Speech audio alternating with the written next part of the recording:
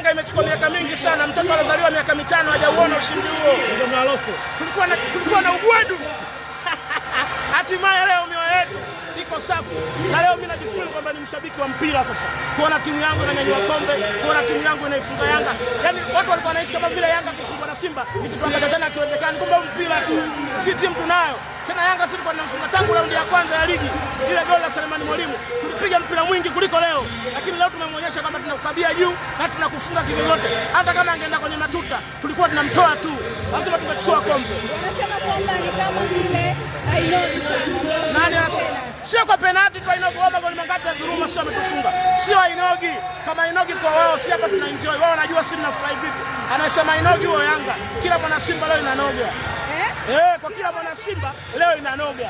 Anakuambia Ainogi huyo Yanga huyo. Amani kama mnaingia kwenye mchezo kuelekea dabi ya tarehe. Dabi ya nini kwanza, sisi tumeshamshona tumechukua kombe. Alafu na tarehe 3 tukilala tukiamka. Alafu wachezaji hawabadilishi nguo wala hawaogi. Mpaka tarehe 3 tunamsubiri Meja Samuel pale. Tunamshona tena. Nakwambia hivyo tunamshona tena. Tunamsubiri kwa sababu vibe lile lile. Atuogi, atubadilishi nguo. Tarehe 3 tena. Kwamba sio huko muhimu sana kwa sababu kuna kote muhimu tu, kwani kombe hili sio muhimu?